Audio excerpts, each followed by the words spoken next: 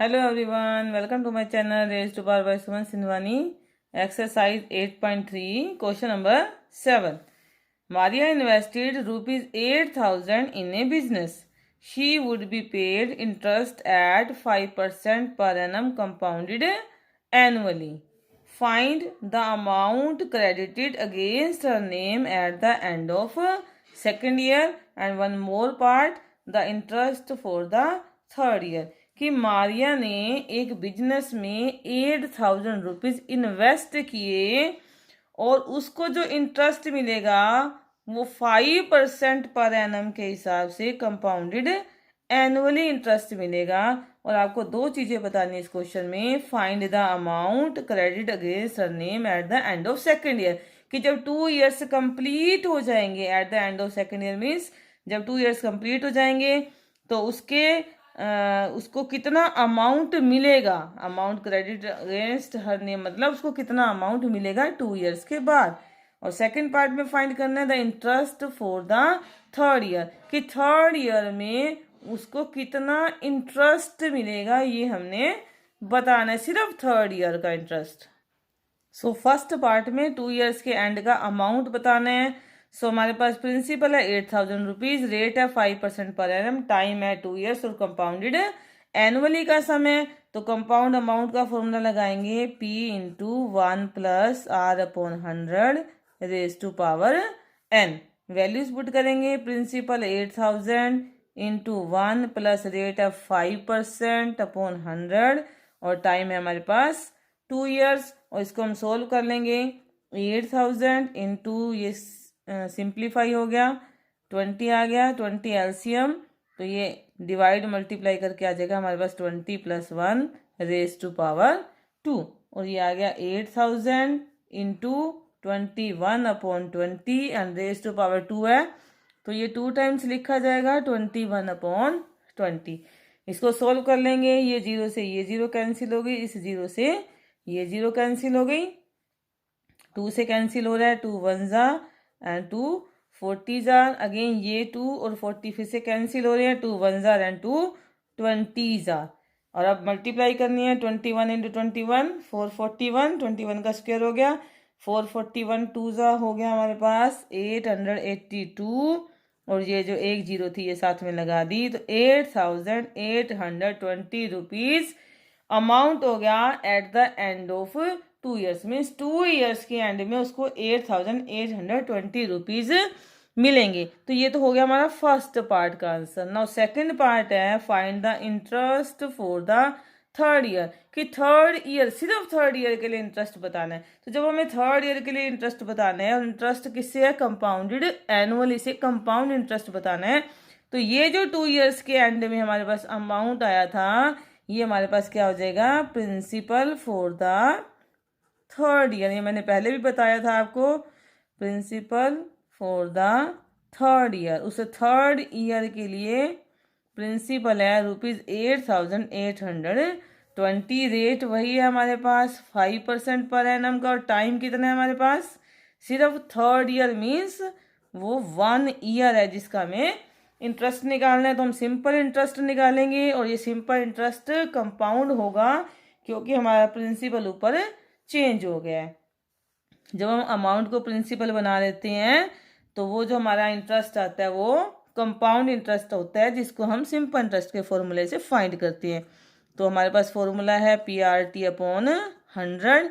तो प्रिंसिपल है हमारे पास 8,820, 5% रेट टाइम 1 ईयर अपॉन में 100। ये 0 से 0 कैंसिल होगी, 5 1 जार 5 2 जार और 2 और 82 कैंसिल हो रहे हैं, 2 4 जार 2 4 जार एंड 2 1 जार। तो रुपीज 441 रुपीज जो है ये इंटरेस्ट किसका आया, interest for the third year, क्योंकि प्रिंसिपल थर्ड ईयर की स्टार्टिंग में ये था तो ये थर्ड ईयर का हमारे पास इंटरेस्ट हो गया। तो 2 आंसर हो गया हमारे पास। फर्स्ट पार्ट में आंसर था हमारे पास रुपीज 8,820 जो कि amount in the end of second year था, और सेकेंड पार्ट में थर्ड ईयर का जो इंटरेस्ट है वो क्या है, rupees 441। Now question number 8, find the amount and the compound interest on rupees 10,000 for 1:1/2 year at 10% per annum compounded half yearly. Compounded half yearly का क्वेश्चन है. Would this interest be more than the interest he would get if it was compounded annually? तो amount और compound interest निकालने हमने 10,000 पे 1.5 year के लिए 10% rate of interest से half yearly, compounded half yearly से.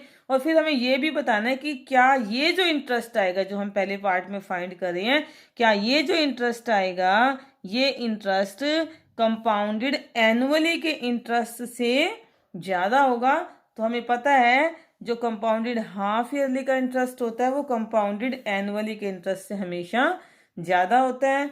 तो अगर इस क्वेश्चन में हमारे से ये पूछा होता कि कितना ज़्यादा होता है तो हमें ये पार्ट भी निकालने की जरूरत थी. तो पहले हम फर्स्ट पार्ट सोल्व करते हैं. Find the amount and compound interest. Principal है हमारे पास ₹10,000, रेट है हमारे पास 10% पर एनम और टाइम है हमारे पास 1.5 ईयर. क्लियर. तो n है टाइम हमारे पास और आपको पता है हाफ ईयरली में हमें 2n चाहिए होता है. तो 2n की वैल्यू फाइंड कर लेते हैं. 2 × 1.5.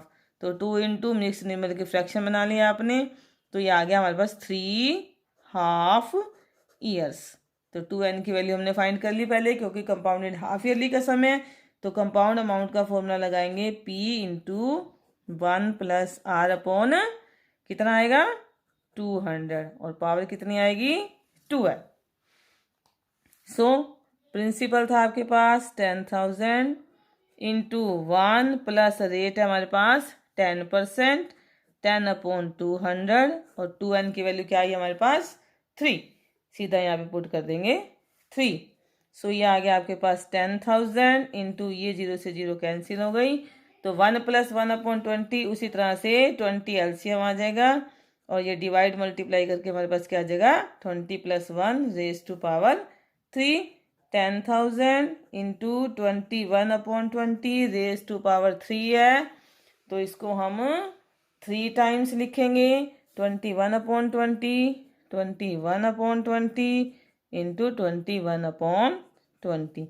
ये 0 से ये 0 कैंसिल हो गई, इस 0 से ये 0 कैंसिल हो गई और इस 0 से ये 0 कैंसिल हो गई. अब हमारे पास बचा 21 का क्यूब × 10 और अपॉन में बचा हमारे पास अभी ये 2 कैंसिल हो रहा है.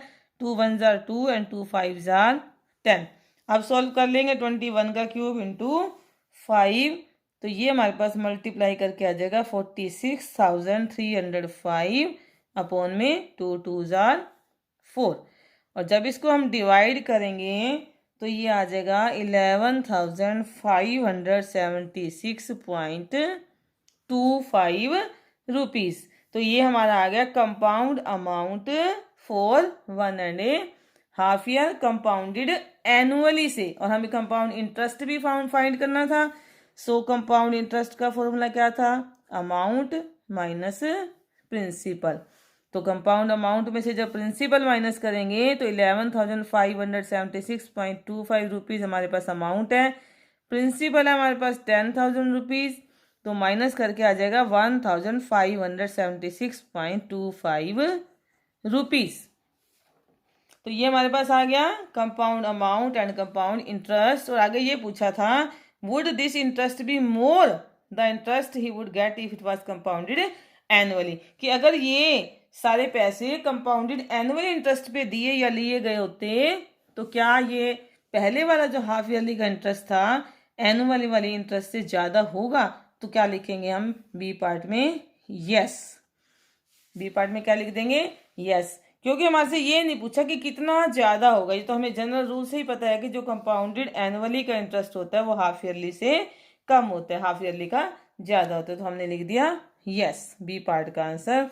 अगर पूछा होता बाय हाउ मच तो फिर हमें कंपाउंडेड एनुअली का भी इंटरेस्ट निकालना पड़ता और फिर दोनों को सब्ट्रैक्ट करना पड़ता. सो आंसर हो गया हमारा फर्स्ट पार्ट का आंसर हो गया.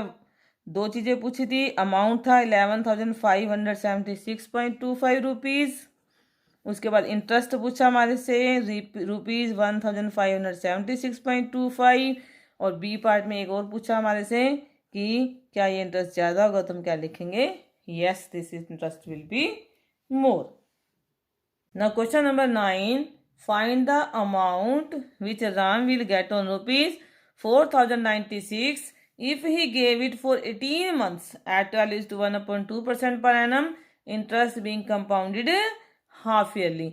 तो आपको अमाउंट बताना है जो राम को मिलेगा 4,096 रुपीज़ पे, अगर वो 4,096 रुपीज़ को 18 मंथ्स के लिए किसी को देता है, और रेट ऑफ इंटरेस्ट क्या है, 12:1/2% और हाफ ईयरली इंटरेस्ट पे वो उसको किसी को देता है। तो कितना अमाउंट मिलेगा, तो हाफ ईयरली का क्वेश्चन है हमारे पास ये, तो हाफ ईयरली का फॉर्मूला लगाएंगे, और जो टाइम है हमें मंथ्स में दिया हुआ है, इसको कन्वर्ट करना देखेंगे कैसे कन्वर्ट करते हैं, और जो रेट है यहाँ पे वो भी हमें मिक्स न्यूमरल में गिवन है, तो उसको भी पुट करने में थोड़ा सा हमें ध्यान देना होता है।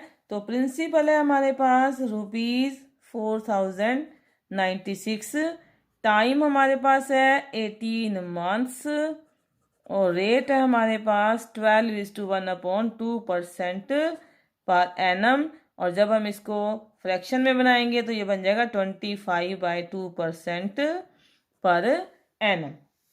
अब टाइम 18 मंथ्स है, जब हम कंपाउंड अमाउंट का फॉर्मूला लगाते हैं तो ये हमारे पास आता है P/1 + R/200 rays to power 2n, क्योंकि कंपाउंडेड हाफ ईयरली का सम है। तो टाइम हमें चाहिए यहाँ पे ईयर्स में, जब पर एनम है, rate of interest per annum है, तो टाइम ही हमें ईयर में चाहिए, और हमें यहाँ पे 2n की वैल्यू भी फाइंड करनी है।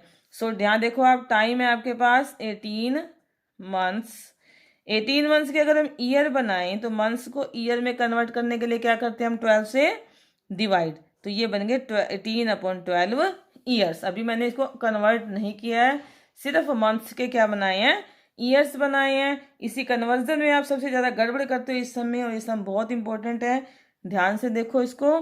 तो 18/12 ईयर्स बने, और जब आप 2n फाइंड करोगे तो 18/12 की मल्टीप्लाई 2 से करोगे, 2 1 jar 2, 2 6 jar 12, 6 1 jar 6 and 6 3 jar 18। तो 2n की वैल्यू क्या आ गई हमारे पास, 3 हाफ ईयर्स। क्लियर। वैसे भी आप देखो 18 मंथ्स है, टाइम 18 मंथ्स, तो 6 मंथ से बनता है 1 हाफ ईयर, तो 18 मंथ में कितने हाफ ईयर्स हो जाएंगे, 3 हाफ ईयर हो जाएंगे। मैंने इसको सिंपली किया, पहले मंथ्स को आपने ईयर में कन्वर्ट कर लिया, और ये n की वैल्यू थी, और आपने 2n फाइंड कर लिया, 2 से मल्टीप्लाई कर, वेरी सिंपल। सो टाइम हमारे पास 18 मंथ्स के क्या बन गए, 3 हाफ ईयर्स। अब वैल्यू पुट कर देंगे आप, प्रिंसिपल 4,096 × 1 + रेट, अब रेट भी हमें ध्यान से पुट करना है, 25/2, तो 25/2, उसके बाद ये 200 भी है। आप बच्चे यहाँ पे मिस्टेक करते हैं, मैं हर बार कहती हूँ यहाँ मिस्टेक नहीं करनी है, फिर भी आप मिस्टेक करते हो, ध्यान से देखो इसको। तो 25/2 रेट है, और ये 200 भी साथ में था, तो ये यहाँ पे मल्टीप्लाई में आएगा। क्लियर। और 2n की वैल्यू क्या आई थी हमारे पास, 3।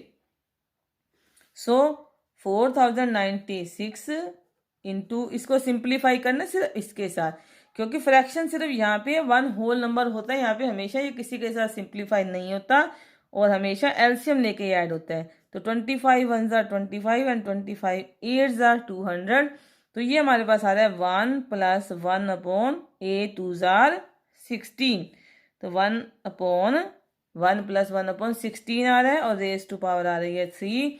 बस ये स्टेप आपने ध्यान से वैल्यू पुट करनी है यहाँ पे, और ये टाइम का कन्वर्जन आपने ध्यान से करना है। उसके बाद बिल्कुल सिंपल सम है ये, 4,096 इंटू उसी तरह से 16 एलसीएम आ गया, और यह आ जाएगा 16 + 1 raise to power 3। 4,096 into 17/16 power 3 है, तो ये 3 टाइम्स आ जाएगा 17/16। अब ये नंबर जो है 16 की टेबल पे पूरा जा रहा है, अगर आपसे नहीं 16 की टेबल आती तो आप 4 से इसको कैंसिल कर लीजिए, 4 4 जार 16, 4 1 जार 4, और 0 का ध्यान रखना, 0 भी आएगी, 4 2 जार 8 एंड 4 4 जार 16। 4 से फिर से कैंसिल हो रहा है, 4 1 jar 4, 4 2s are 8, 22, 4 5s are 20 and 4 6 are 24, 256 आ गया। अब फिर से ये 16 है, आपको 16 का स्क्वायर पता होना चाहिए। 16 का स्क्वायर क्या होता है? 256 होता है। तो 16 बन जाए 16 और 256 को 16 से डिवाइड करोगे तो सीधा 16 आ जाएगा। इसीलिए मैं कह रही हूँ कि स्क्वायर टेबल और क्यूब टेबल बहुत इंपॉर्टेंट होती हैं, इनको लर्न करके रखिए। ये 16 से 16 कैंसिल हो गया और 17 इंटू 17 इंटू 17, 17 का क्यूब आ गया और 17 का क्यूब होता है 4913 रुपीज़। सो कंपाउंड अमाउंट 4096 रुपीज़ पे 18 मंथ्स के लिए और 12:1/2% पर एनम पे क्या आ गया हमारे पास? 4913 रुपीज़। और हमें सिर्फ अमाउंट ही बताना था, इसमें इंटरेस्ट नहीं पूछा। सो अमाउंट आ गया हमारा ₹4913। आंसर आ गया। क्लियर?